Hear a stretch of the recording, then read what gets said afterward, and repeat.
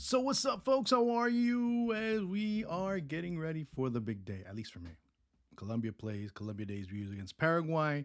But before I was going to talk about that, I wanted to address a couple of things in this week.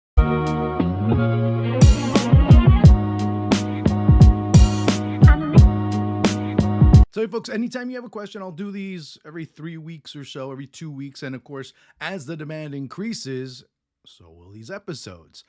So far, I've gotten good feedback on them, so I'm really excited to do it. And it'll be interesting to see the questions that I come up with first. First and foremost, Rob Fitzpatrick left me a message on, well, X. He says, "Who do you think are who's your what is it? Oh yeah, who's your dark horse for the Copa? Not to win it, but any possible shocks." Let's kind of break that into pieces. Obviously, the team that I think is maybe even starting to toe on prohibited winner would be Argentina. I don't see anybody beating Argentina because they're the deepest squad. They're the team that has a lot more variables. They have a lot more options. And now, in a one-off situation in a quarterfinal where, yeah, you could beat them, but more often than not, the team that's more experienced, the team that's more grizzled, the team that, it's not an old team, but it's a team that does have its understanding of how to play and knows how to suffer. I think that it's very difficult to beat them unless they beat themselves, or if they play good enough and the other team just supersedes them in a lot of facets of play.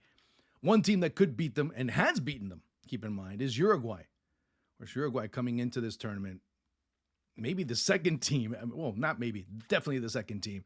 So for Marcelo Bielsa's side, it's an obligation. Yeah, they missed a lot against Panama, but they created a whole hell of a lot. I mean, the heat and the humidity bogged them down towards the end, and they suffered a great deal against the Panama side. That kind of, I don't know if they had a second win, but they kind of paced themselves a bit better. I guess that's the best way to say it.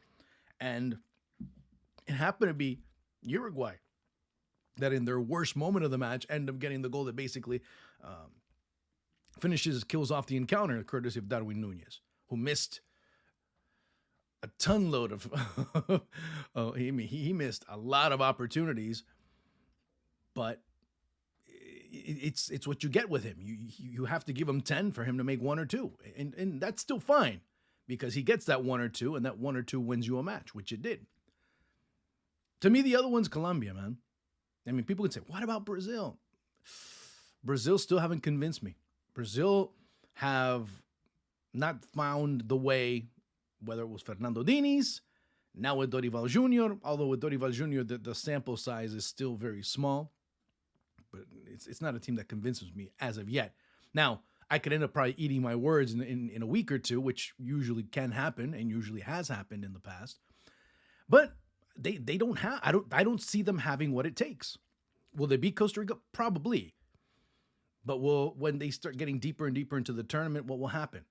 That's a big question. Oh, and going back, there is a possibility that Brazil face Uruguay in quarters, which ends up making things very difficult for Uruguay, because what if they do end up getting knocked out in quarterfinals again?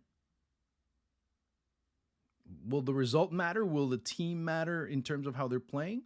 Or, well, we lost again. Another early exit from a tournament. What happens then? Just something to keep your eye on. But to me, Colombia would be that dark horse, that team that behind Uruguay ends up being a team that comes in. Forget the 23 match win result. I'm a bit cautious when it comes to Colombia, me personally. I've already been, myself and over 50 million other Colombians have been burned in the past when the team goes onto these amazing streaks and then all of a sudden falls flat. Today, it maybe I'm being harsh in this perspective, and you can say it, and that's fine, and I understand if you end up saying that. But Colombia end up being a team that is, okay, they're going to start crossing the bridge when they face Paraguay. They are, I can safely say now that they are the second team in the United States. They're the second team. Right now, Argentina is America's team because, of course, they're on the Messi bandwagon. Second one's Colombia. Mexico's probably dropped to third at this point because, well, I can talk about that in another video. But it's a team that has talent, no doubt about it. It's a team that has a style already in place, that understands how to play in their different lines, that understands how to defend, that understands how to attack, that understands how to transition, et cetera, et cetera, et cetera. But it understands the context in which it has to do that. They don't drop back in the 70th minute. Well, we're ahead. Let's just defend. No, they understand when they have to drop back. They understand how to cut off spaces. They understand their blocks and the roles and how things have to be played out and who has to do what in certain situations in this particular area, all of that. So to me, they end up being the team that could also end up beating Argentina. Now, they have beaten Brazil, although that ends up being a misnomer to a certain extent. Although, beating Brazil in World Cup qualifying is always a huge accomplishment. They drew with Uruguay. Now, they could have won it, but they drew, and that still says a great deal because it's a great improvement from what they were before the World Cup in Qatar. So you see that jump in quality immediately with Nestor Lorenzo, who's brought back that maybe swagger in part, but also the understanding, but also the amalgamation of football tactics with also football identity. And he's been able to kind of have that dance go very well and give players the individual freedom to express themselves at a certain level. Will it count on a Copa America? I don't know. I hope it does. But again, Colombian fans will be a bit tenuous, although some in the media will just go crazy and, oh yeah, world champ. I've already seen that movie before. I don't want to go through the sequel. I would much rather see them play well and see them building up towards something and maybe not win it. But at least you say, you know what, man, they're playing well. Yeah, okay, fine. Unfortunate, they lost in penalties. Okay, that's just me. I would rather see that than to get knocked out and look and be embarrassed. And all of a sudden, oh, well, you see, because it happens in Colombia, mind you, folks. In Colombia, and there was a great line by Nestor Lorenzo in the match day -1. Usually the favorite doesn't win. Usually the ones that are placed as favorites are the ones that they want to knock down the furthest. And that's how you feel with Colombia. At times when they start saying, oh, favorite. I love it. I'm not going to deny it. I think it's great. I think it's wonderful. It fills your heart with pride and joy, but you are also tenuous, and because you've seen it in the past, how things change. It has to work in here first, and that's why Nestor Lorenzo and his method of, hey, we're not the favorites. We haven't done anything. We haven't won anything. Calm down. That's the same thing, step by step. Now, I could probably be in maybe my video, if Colombia gets to the final playing with Argentina, I'll be like, I'll be cursing everybody out, having a fight with my family. That type of thing. It's those types of things that really end up being, maybe I'll be, being like that. Yeah. I could probably be like that if Colombia get to a final in Miami against Argentina. And I hope it's more Colombian fans, and probably will be. That's just my opinion. I think it's Colombia, but they have to prove it on the pitch. I can harp all I want about how great the team is, and they're on a 23-match unbeaten streak, and they have Luis Diaz, and they have James Rodriguez, who is a player that doesn't play for shit in any of his clubs over the past decade. He has little sparks here and there, doesn't play for shit, doesn't even play, comes to the national team and tears it up. I don't know. But you can start looking at players like Borré. You start looking at other individuals that come in and contribute and chip in. And to me, that's the, Juanfer Quintero can do the same thing. Daniel Munoz can do the same thing. There's a lot of players on this Colombian side that play with a chip on their shoulder. And I don't mean it in a derogatory manner. I mean chip on their shoulder because they want something to prove, because they know they can take the next step up. That's what I mean by that. I don't mean that they have a vengeance against the world. No, they don't. Quite the contrary. It's just they're trying to prove themselves and say, hey, you know what? We are at this level. We have to be that generation that takes that jump and saying, like they're starting to say now, but that doesn't mean that it's necessarily true yet. When you say, oh, the big powers in South American football, people say Argentina, Brazil, Uruguay, they think maybe a little bit. And then it doesn't come out yet. They want to be that generation that comes and says, Colombia. Well, you as a neutral fan, you as a non-South American, maybe living in Europe, maybe living in North America, maybe from another country in another place, automatically. They want to be that generation that says that. And that's why this tournament is important for them. And obviously, even more important than that is doing well in World Cup qualifying, which they should, and qualify for the World Cup in 2026 and return to the World Cup.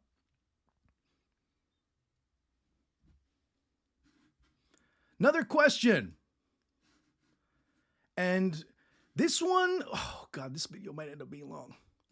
This one, and Emil over on X tells me, that's nice to hear. Of course, what I had said was that it's expected that the match at NRG Stadium, 5 o'clock local time, we'll expect to have about 75,000 fans, something that in Copa America, except for the Argentina match, is basically unheard of so far. Stadiums haven't even been close to halfway. The one I think that came the closest was the U.S. I think they're at 60%, something like, what, 40? Yeah, around 60% or so. And even Weston McKinney came out and said what he said. So that's nice to hear. Think it's heartbreaking to watch a championship with a half-empty stadium. That's very true. Have the ticket prices been as insane as they seem here on Twitter? Well, I don't know if it's talking about Twitter. I'm talking about in reality, which is we have to talk about the real world. And yes, they have been that. They have extremely, I mean, Argentina's tickets alone have been ridiculously expensive. So automatically, look, keep in mind, again, I've always said this, football is a middle-class working man sport. But the problem is businesses taking it and giving it only to the elites. Hate to sound such a populist to a certain extent, or I'm trying to rile on the proletariat or something like that. No, I'm not. I'm talking about the reality. You know, I think Argentina tickets range $300 on up, $400, something like that. Many tickets cost that. Now, the audience isn't here as much as people want to think. It's not. Or the audience that has come is from here, but they're not going to travel. The biggest example was on Saturday, people were complaining about the match between Ecuador and Venezuela. There are barely any Ecuadorians and barely any Venezuelans on the West Coast, much less San Francisco. For them to do it, it's basically a cross-country trip from New York, or from New York, New Jersey metropolitan area, from South Florida to San Francisco. Many aren't going to do that because they're not. And on top of that, very few are going to take 2 weeks off or 3 weeks off to travel from, who was it? In Ecuador's case, okay? I'll just, because I know it off the top of my head. Ecuador, Ecuador fans weren't going to fly from, let's say, New Jersey to San Francisco, then go to Las Vegas, and then go finally down to Phoenix. In reality, people work. Maybe some did. Don't get me wrong, but not everybody, because you go into the Newark area, you go into Harrison, you go into a lot of those areas in New Jersey, and it's filled with Ecuadorians. Filled. So the question ends up being, why wasn't the game played there? Because now Venezuelans, there's Venezuelans there as well. And even in New York, you know, whatever borough in New York, outside of New York, there are a lot of Venezuelans. Obviously, Miami, it's filled with them. They took it all the way to the West Coast. Now, is there something? But my logic was at that point, well, Argentina and Chile are playing over at MetLife on Tuesday. That logic was thrown out the window when the U.S. ended up playing 2 days after Chile and Peru did over at AT&T Stadium.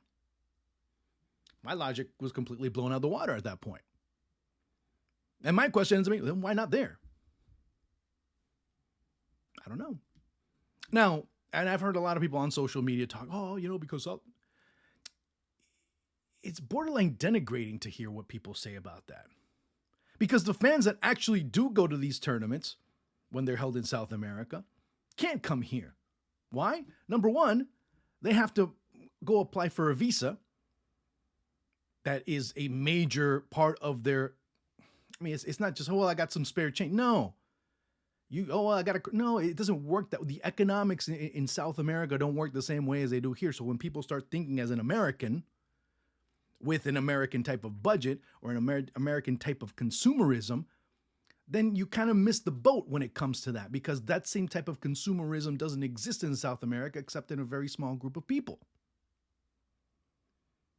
So your average football fan can't afford to go and apply for a visa for the entire family, to go and buy plane tickets. Now, I'll use the most extreme example, and then, of course, you kind of mediate that as you go. From Buenos Aires to Miami is about a $1,300 ticket as of right now. $1,300. That's for just you by yourself. Now, multiply it by 2, multiply it by 3. Multiply all those expenses by 3. Now, I'll also keep in mind some of the monthly salaries in that region. That's sometimes 2-3 months worth, I mean, maybe even more in terms of what they're earning that they're going to spend going and flying around the Copa America to follow their team, whether it's 10 days or whether it's until the final. Of course, if it's the final, it would obviously be more. Not only that, then you have to start looking how to plan to make the trips to the different venues. That's another expense, plus the hotel, plus the food. You could end up spending easily, if you're a fan coming in, you could end up spending easily, and I wouldn't doubt it, maybe $3,000-$4,000 per person. Maybe, between tickets, lodging, food, travel, transport. You could end up spending it very easily here in the United States. For some people, $4,000 is basically, and it breaks my heart to say it, but it's the reality. For some, it's maybe about 4 or 5 months worth of salary. So when people say it, it's denigrating to go, oh, no. First of all, it's difficult to come into the country for some.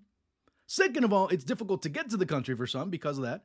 Third of all, it's difficult to travel around the country for many of those. So you have to be able to pass through those 3 filters in order to be able to follow your team. And not only that, when you go and watch your national team at home, tickets have gone through the roof for them. I'll give you an example. It was the Argentine national team. Tickets went up to like $150 a piece in Argentina to watch the national team. Okay? Not only that, people want to talk about Copa America. Well, I'll talk about other examples too, which end up being more prevalent, more pertinent.